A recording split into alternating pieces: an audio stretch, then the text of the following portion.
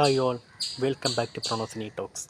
ഇന്ന് പറയാൻ വേണ്ടി പോണത് ഇപ്പോൾ ഒരു ചെറിയ ഒരു കണ്ടൻറ്റ് പറഞ്ഞേ പറ്റൂ. കാരണം അത്രയ്ക്ക് ഒരു ഇമ്പോർട്ടൻസ് ഉള്ള ഒരു കണ്ടൻറ്റായിട്ടാണ് മാറുന്നത്. അതായത് നമ്മുടെ മലയാള സിനിമയുടെ ഒരു ഹിസ്റ്ററി നോക്കുകയാണെങ്കിൽ ഒരുപാട് നായികമാർ വന്ന് കഴിവ് തെളിയിച്ച ഒരു ഇൻഡസ്ട്രിയാണ് നമ്മുടെ ഇൻഡസ്ട്രി. ഒരുപാട് പെർഫോമൻസ് ബേസ്ഡും പഴയതും പുതിയതും അതിൻ്റെ ഒരുപാട് നായികമാർ. ഇപ്പം നമ്മുടെ എവർഗ്രീൻ നായിക ഷീല തൊട്ട് ഇപ്പോൾ വന്ന് നിൽക്കുന്ന നമ്മുടെ ഈ ഒരു മമിത ബൈജു വരെ നോക്കുകയാണെങ്കിൽ ഒരുപാട് നായികമാർ വന്ന ഒരു ഇൻഡസ്ട്രി നമ്മുടെ ഒരു ഇൻഡസ്ട്രി. പക്ഷേ ഇപ്പോൾ ഒരു സിനിമയെ കൂടെ സത്യം പറഞ്ഞാൽ ഇപ്പം നല്ല ഒരു കഴിവും കാര്യങ്ങളും അഭിനയ സ്കില്ലൊക്കെ ഉള്ള ഒരു നായികനെ പറ്റി ഇവിടെ പറഞ്ഞേ പറ്റൂ. അതായത് വേറൊന്നുമില്ല, ഇപ്പോൾ 2-3 സിനിമകൾ കൊണ്ട് ഇപ്പം മലയാള സിനിമയിലെ ഒരു സാന്നിധ്യമായി മാറിക്കുന്ന അഞ്ജന ജയപ്രകാശിനെ പറ്റിയാണ് പറയാൻ വേണ്ടി പോകണം. അതായത് ഈ നായിക ഒരു നല്ല സ്കില്ലുള്ളൊരു നായികയാണ്. സത്യം പറഞ്ഞാൽ നമുക്കൊരു മലയാള സിനിമയിൽ ഇപ്പം ചുരുങ്ങിയ കാലം വെച്ച് ഒരു നായിക ഒരു അത്യാവശ്യം ഒരു ബോൾഡായിട്ടുള്ള നായിക ഒരു പിടിച്ച് നിൽക്കാത്തൊരു സന്ദർഭത്തിലാണ് ഈ അഞ്ജന ജയപ്രകാശിൻ്റെ ഒരു കടന്നു വരുമ്പം കാര്യങ്ങളൊക്കെ.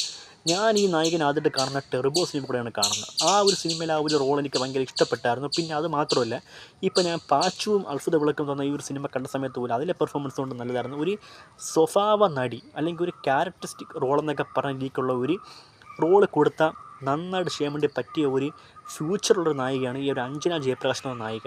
ഒരു കൊടുക്കുന്ന ക്യാരക്ടേഴ്സിനോടൊക്കെ അത്യാവശ്യം നീതി പുലർത്തി പെർഫോമൻസ് കൊണ്ടും ഒക്കെ ഒരു നല്ല രീതിക്കുള്ളൊരു പെർഫോമൻസ് കാഴ്ചവെക്കുന്ന ഒരു നായികയാണ് ഈ അഞ്ജന ജയപ്രകാശ് എന്ന് പറയുന്നത്. ഒരു രീതിക്കുള്ള ഒരു മോശം പെർഫോമൻസോ കാര്യമൊന്നുമില്ല. കൊടുക്കുന്ന റോളുകളോട് 100-ൽ 100 നീതി പുലർത്തിക്കൊണ്ട് പോയിക്കൊണ്ട് ഒരു നായികയായിട്ട് എനിക്ക് തോന്നിപ്പോയത്. പിന്നെ വേറെ കാരണം എന്ന് വെച്ച് കഴിഞ്ഞാൽ ഈ ഒരു നായികയ്ക്ക് ഒരു ഫ്യൂച്ചറുണ്ട് ഈ മലയാള സിനിമയിൽ.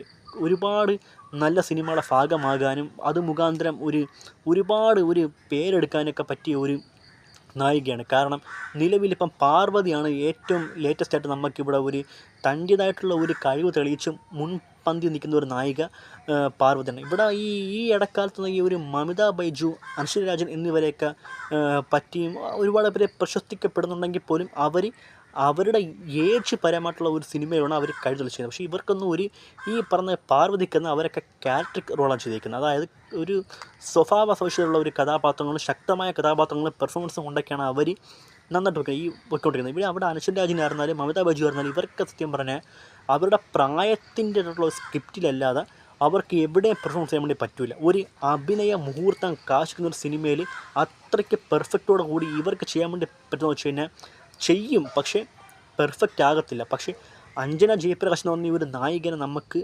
ഏത് രീതിക്കുള്ളൊന്ന് ഉപയോഗിച്ചാൽ പോലും 100-ൽ 100 റിസൾട്ട് കിട്ടാൻ വേണ്ടി പോകണം. അത്രയ്ക്കൊരു പെർഫെക്റ്റ് ഹീറോയിനായിട്ട് എനിക്ക് തോന്നിപ്പോയ നായികയാണ് ഈ ഒരു അഞ്ജന ജയപ്രകാശ് എന്ന് പറഞ്ഞ ഒരു നായിക. ഫ്യൂച്ചറുണ്ട്, ഒരുപാട് ഫ്യൂച്ചറിൽ കാര്യങ്ങൾ കൊണ്ട് നല്ല സിനിമയുടെ ഭാഗമാക്കാൻ വേണ്ടി കൊള്ളാവുന്നൊരു നായികയും കൂടിയാണ് അഞ്ജന ജയപ്രകാശ് എന്ന് പറഞ്ഞ ഒരു നായിക.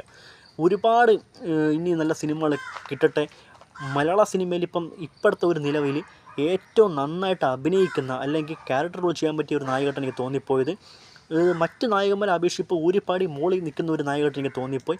പിന്നെ ഈ ഒരു നായകനെ പറ്റി ഇന്നലെ ഞാൻ ഒരു ഇൻ്റർവ്യൂ കണ്ട സമയത്ത് എനിക്കും ആ ഒരു കാര്യം തോന്നിപ്പോയി. അതായത് ഈ ഒരു നായികയുടെ ഒരു പെർഫോമൻസ് വെച്ച് നോക്കുകയാണെങ്കിൽ ആ ഒരു പെർഫോമൻസിനോടൊപ്പം ഇന്നത്തെ ഇതിൽ ഇപ്പോൾ ഒരു നായികന്മാരാരും ഇല്ലെന്ന് തോന്നിപ്പോയി. അങ്ങനെ ഉള്ള ഒരു കാര്യം ഇവിടെ മെൻഷൻ ആക്കേണ്ട കാര്യമുണ്ട്. പിന്നെ വേറെ കാരണം എന്ന് വെച്ച് കഴിഞ്ഞാൽ ഈ ഒരു നായികയ്ക്ക് ഇനിയും നല്ല നല്ല സിനിമകൾ കൊടുത്തു കഴിഞ്ഞാൽ നല്ല ഒരു പെർഫോമൻസ് നമുക്കിവിടെ കാണാൻ വേണ്ടി പറ്റുമെന്നുള്ളൊരു കാര്യം മാത്രമാണ് പറയാൻ വേണ്ടി പറ്റിയത്. 2 സിനിമയിൽ കൂടെ മാത്രമാണ് ഇവരിപ്പം അറിയപ്പെട്ടിരുന്നത്. ഒന്ന് ടർബോയും ഒന്ന് പാച്ചു അത്ഭുത വിളക്കും എന്ന സിനിമ. പക്ഷേ 2014 ധ്രുവങ്ങൾ 16 എന്ന സിനിമയിലെ ഒരു നായികയായിട്ടും ഇവർ അഭിനയിച്ചിട്ടുണ്ടെങ്കിൽ പറയാൻ വേണ്ടി പറ്റും. തമിഴിലാണ് അരങ്ങേറ്റത്തെക്കുറിച്ച്. പിന്നെ അവിടെ നിന്ന് ഇങ്ങോട്ട് വന്നേക്കാണ് ഇപ്പോൾ മലയാള ഇൻഡസ്ട്രി നിൽക്കുന്നു. അപ്പം നല്ല ഒരു നായികയാണ്. പിന്നെ വേറെ കാര്യം എന്ന് വെച്ച് കഴിഞ്ഞാൽ നമ്മുടെ ഒരു പഴയ സിനിമയിലെ ഒരു നായികയുണ്ട്, സുമലത. ഇവരുടെ ഒരു ഇൻ്റർവ്യൂവിൽ ഞാൻ കണ്ട കാര്യമാണ്. ഇവരുടെ ഒരു മുഖഭാവത്തിലുള്ള നായികയാണ് ഈ സുമലത എന്ന് പറഞ്ഞൊരു നായിക. ഇവരുടെ രണ്ടുപേരുടെയും മുഖഭാവങ്ങളൊക്കെ ഏതോ ഒരു ചെറിയ ചേർച്ചയുള്ളതായിട്ട് എനിക്ക് തോന്നിയിട്ടുണ്ട്. അത്രയ്ക്കൊരു മുഖ സാദൃശ്യം അത്രയ്ക്ക് വേണമെങ്കിൽ പറയാൻ വേണ്ടി പറ്റും. ഇതും കൂടെ ആയിട്ട് ഓർമ്മിപ്പിക്കുകയാണ്. അപ്പോൾ അഞ്ജന ജയപ്രകാശ് എന്ന് പറഞ്ഞ ഒരു നായിക മലയാള സിനിമയിൽ ഇപ്പോൾ ലീഡ് ചെയ്യുന്നൊരു നായികയാണ്. ഒരുപാട് നല്ല വേഷങ്ങൾ കിട്ടാൻ വേണ്ടി അവസരം ഉണ്ടാക്കട്ടെ എന്നുള്ള കാര്യം കൊണ്ടോട്ട് ഓർമ്മിക്കുന്നു. ഈ ഒരു കാര്യം പറയാൻ വേണ്ടി ഇപ്പോൾ ഞാൻ ഈ വീഡിയോ ചെയ്തിരിക്കുന്നത്. അപ്പോൾ നിങ്ങൾക്ക് ഈ വീഡിയോ ഇഷ്ടപ്പെട്ട നിങ്ങൾ ഈ ചാനൽ ഒന്ന് സബ്സ്ക്രൈബ് ചെയ്യുക, ഈ വീഡിയോ ലൈക്ക് ചെയ്യുക. ഓക്കെ, അപ്പോൾ മറ്റ് സിനിമകൾ പ്രൊണോ സൈനിങ് ഔട്ട്. ബൈ. ഓക്കെ.